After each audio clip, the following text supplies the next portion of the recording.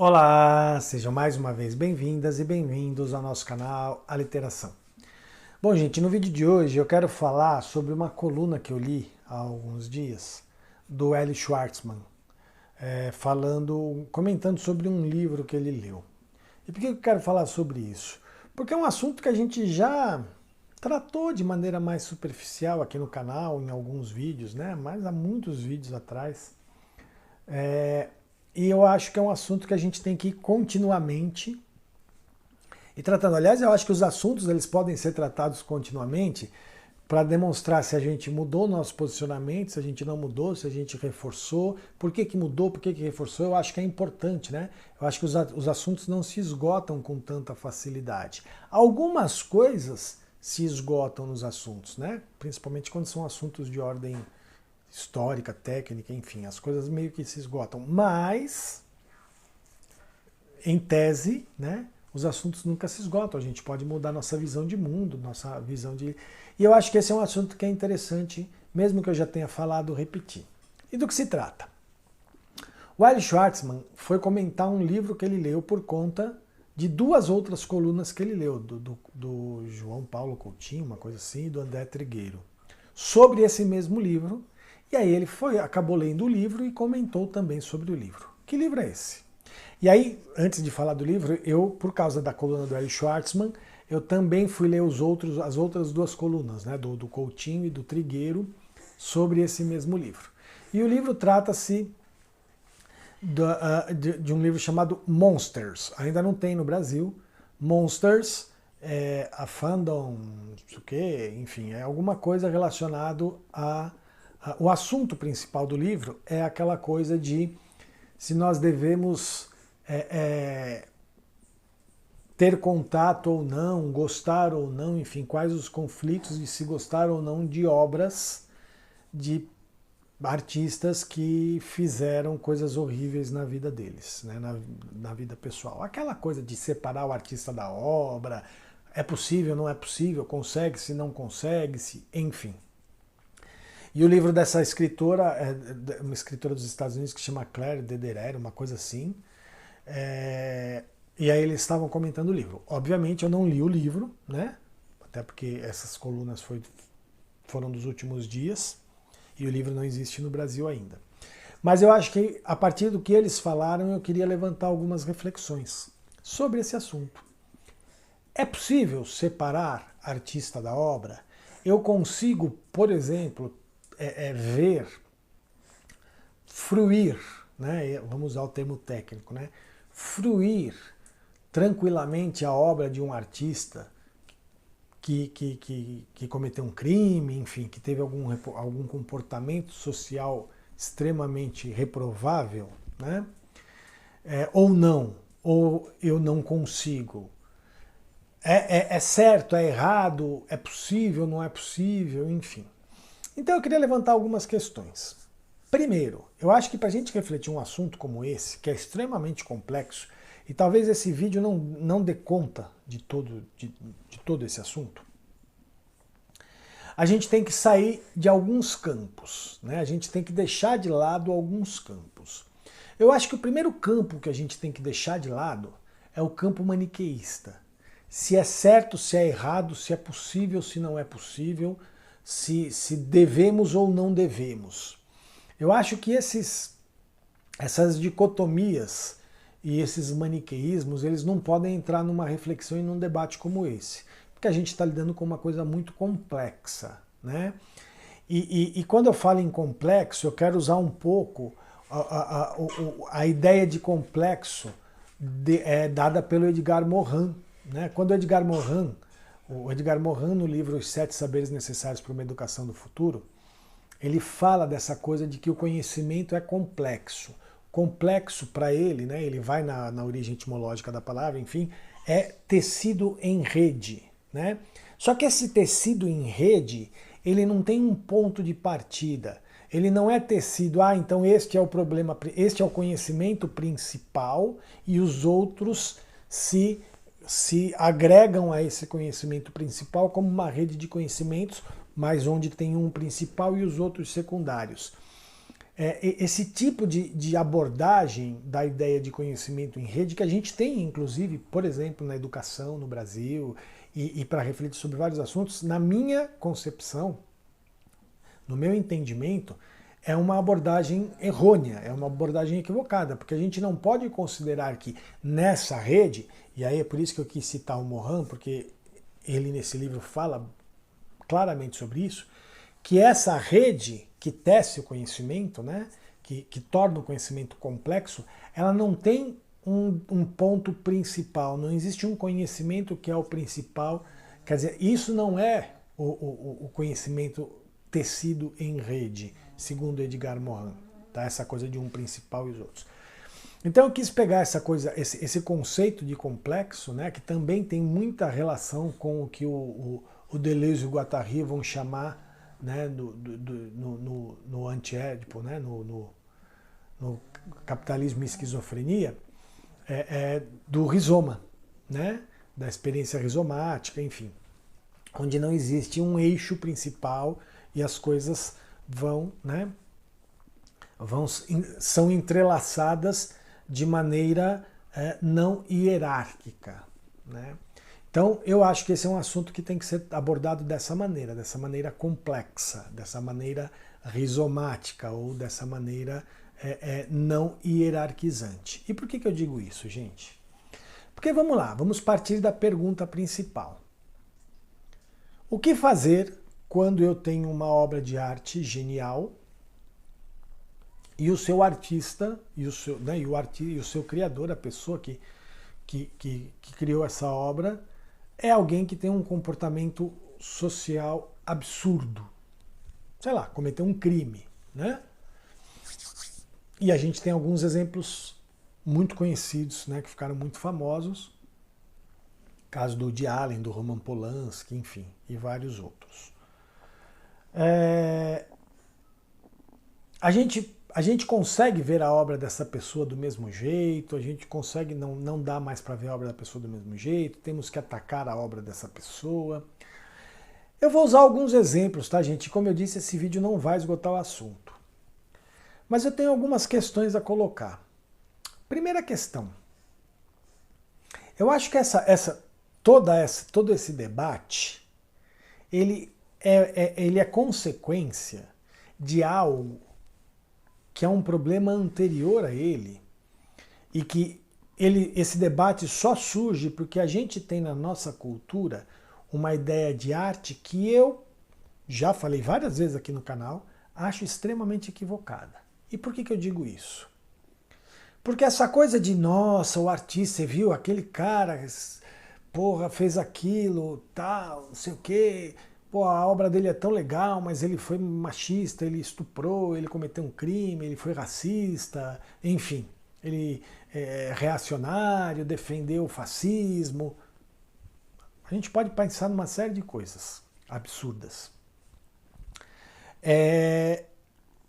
Primeiro, eu acho que esse debate só existe porque nós temos uma ideia de arte que é meio sacralizante e que eu acho errado. Primeiro, como se a arte fosse uma coisa sagrada, de determinados eleitos por alguma força divina, por alguma coisa sobrenatural para além do humano, né?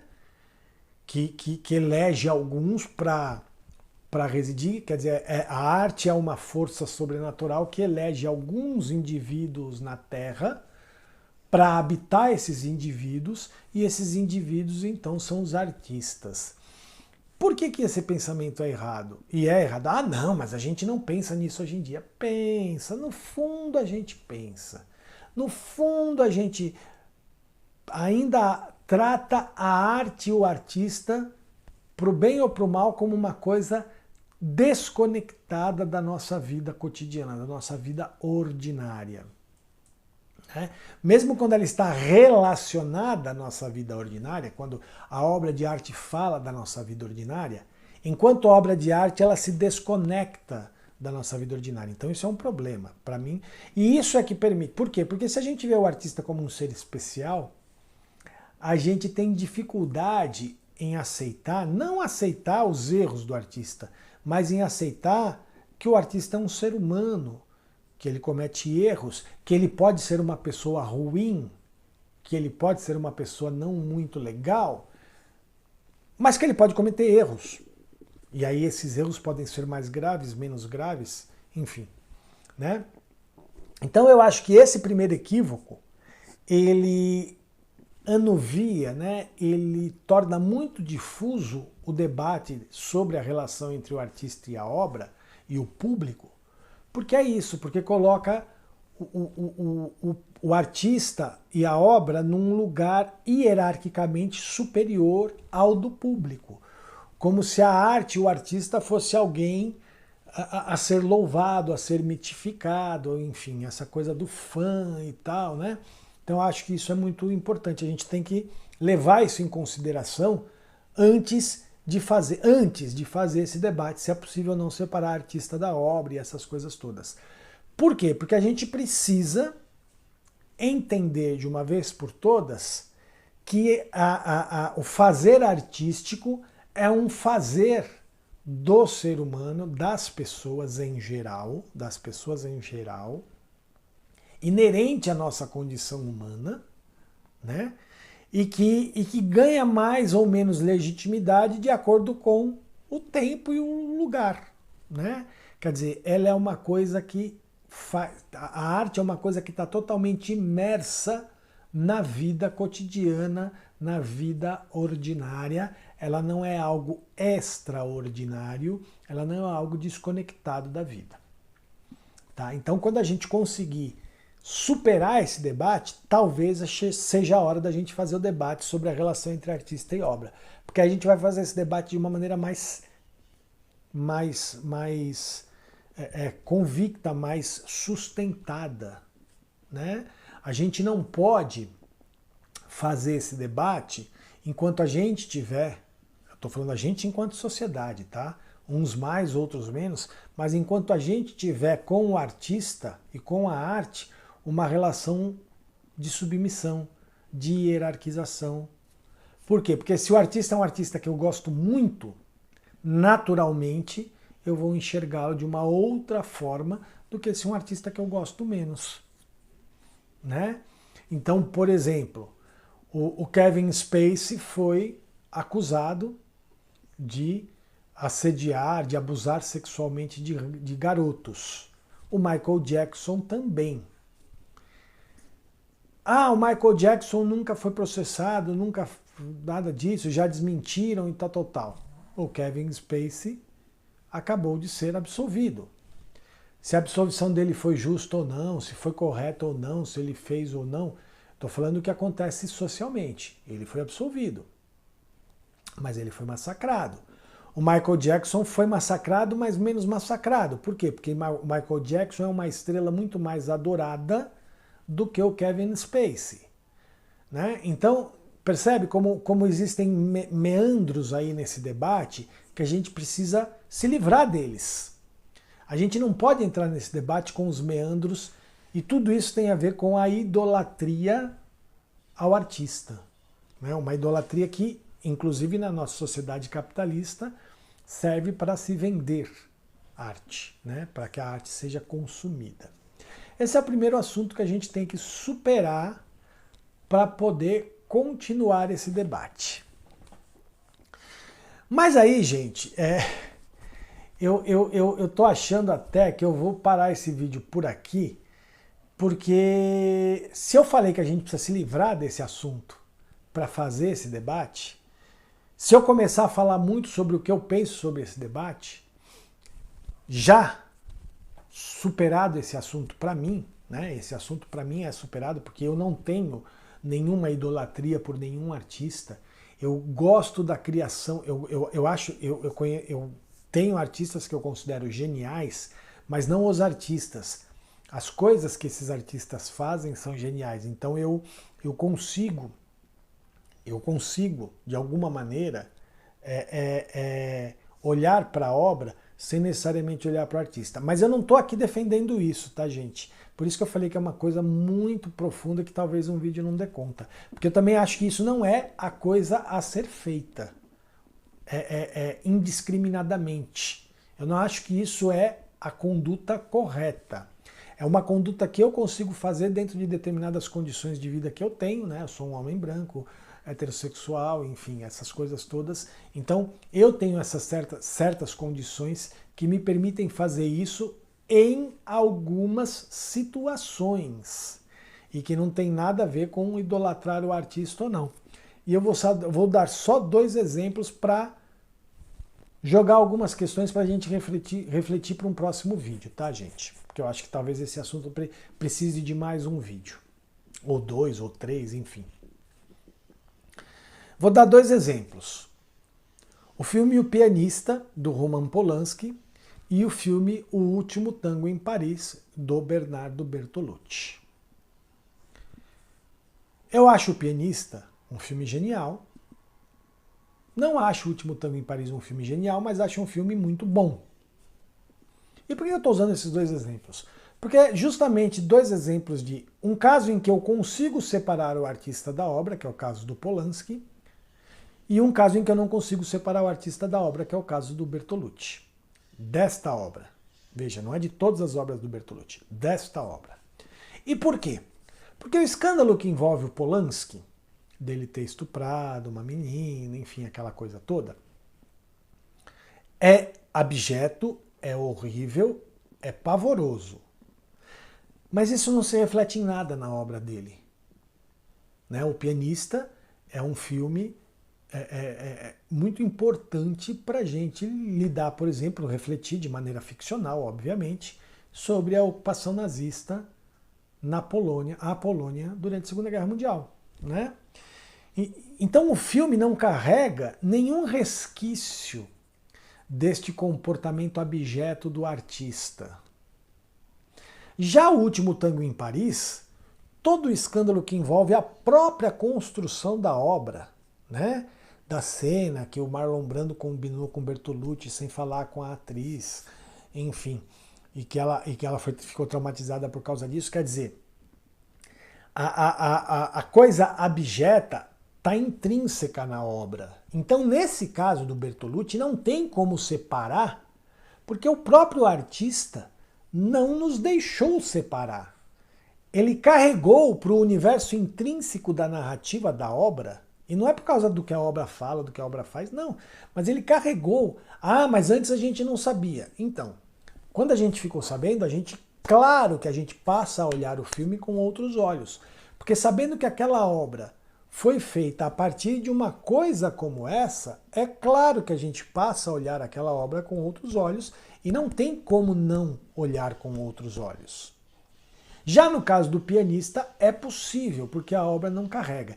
Então, eu só queria que vocês entendessem um pouco essas diferenças, porque eu acho que isso, como eu disse, isso é uma questão tão complexa, né, que perpassa por uma série de camadas do tipo, o que é considerado aceitável ou não, para quem determinadas coisas são aceitáveis ou não.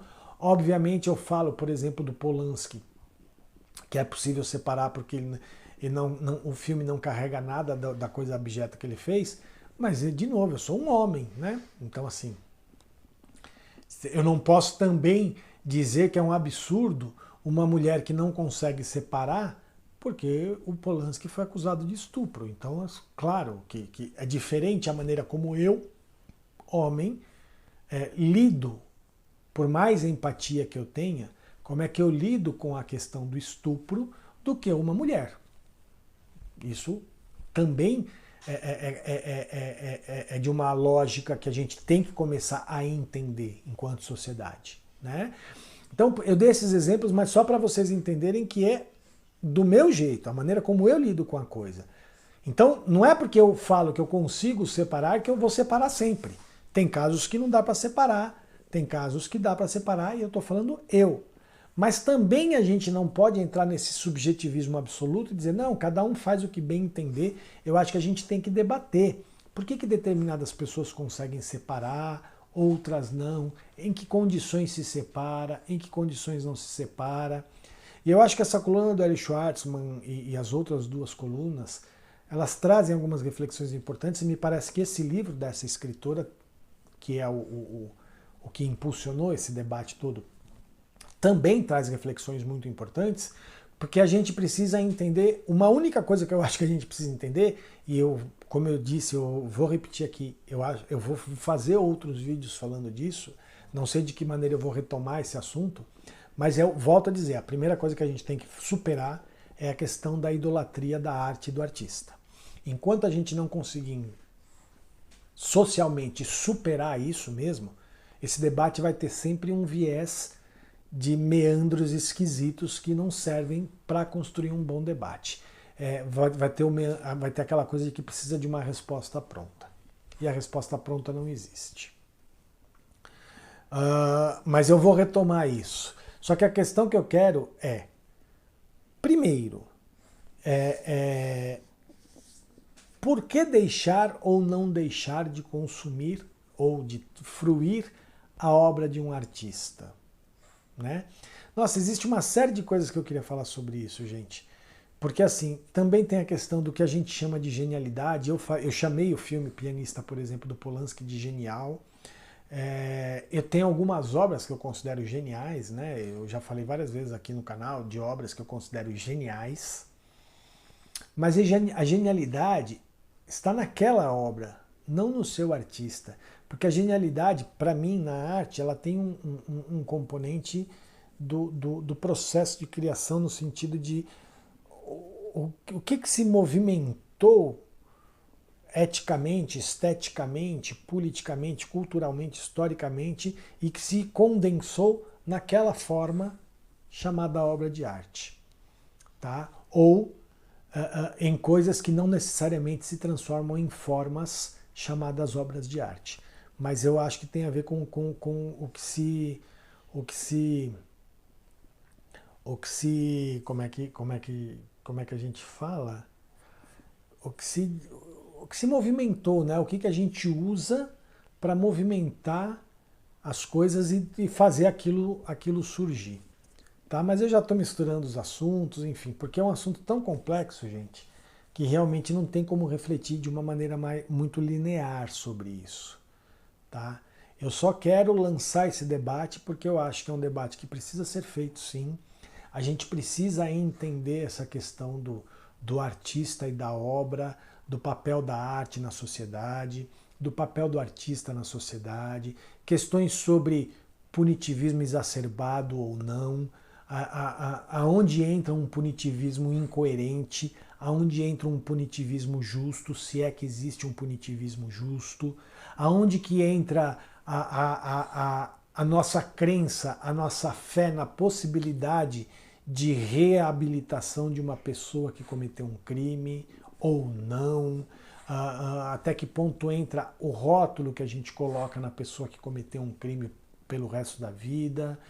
Enfim, essa questão envolve tudo isso, gente, de uma maneira tão complexa que não tem por onde começar nem por onde terminar, mas eu acho que a gente tem que ir refletindo. Então eu quis fazer esse vídeo para lançar um primeiro questionamento, tá, gente? Vou ter que fazer outros vídeos. Eu quando pensei em fazer esse vídeo, eu queria esgotar o assunto num vídeo só, mas me enrolei e acho que não vai dar para a gente esgotar isso num vídeo só, tá? Mas quis só deixar registrado esse primeiro momento de que é isso. Existe um problema que é anterior. É a nossa relação com a arte enquanto sociedade. Então, talvez eu faça um primeiro vídeo, né, ou que não vai ser o primeiro, vai ser o segundo, né, mas falando especificamente sobre a nossa relação. Então, talvez eu tenha que fazer sobre esse assunto uma sequência didática de vídeos, né? Pegando cada um dos assuntos que eu acredito que envolvem essa questão para ir trabalhando cada um deles e tentar chegar a uma conclusão ao final. Se é que existe alguma conclusão a ser chegada ao final, tá? Eu não acredito muito nessa história de uma conclusão única a se chegar para um assunto tão complexo e tão importante, mas tão delicado como esse, que é a relação que a gente estabelece com uma obra a partir do seu artista, numa sociedade tão complexa como é a sociedade contemporânea. Tá bom? É isso, gente. Queria saber o que cada um de vocês pensa. Comece a colocar os comentários. Quem sabe alguns comentários podem ajudar na construção dos outros vídeos. Eu dei um primeiro passo. Enfim, curtam, comentem, compartilhem o vídeo, façam chegar a mais pessoas, se inscrevam no canal se não se inscreveram, se já se inscreveram, chamem as outras pessoas para se inscreverem no canal, ajudem a gente aí a ampliar cada vez mais o nosso trabalho, a gente está precisando muito fortalecer o nosso trabalho, aumentar esse espaço, o alcance desse espaço, pelas questões que a gente está trazendo aqui, que eu acho que são importantes. Visitem o nosso blog, A Literação, bastante coisa bacana lá, vão surgir novidades, sigam nossas redes sociais, a gente está em todas as redes sociais, e se quiser e puder, colabora com a nossa campanha do Apoia-se, tá? Todos os nossos links estão aí na descrição do vídeo. Tá bom, gente? Valeu, até o próximo vídeo. Tchau, tchau.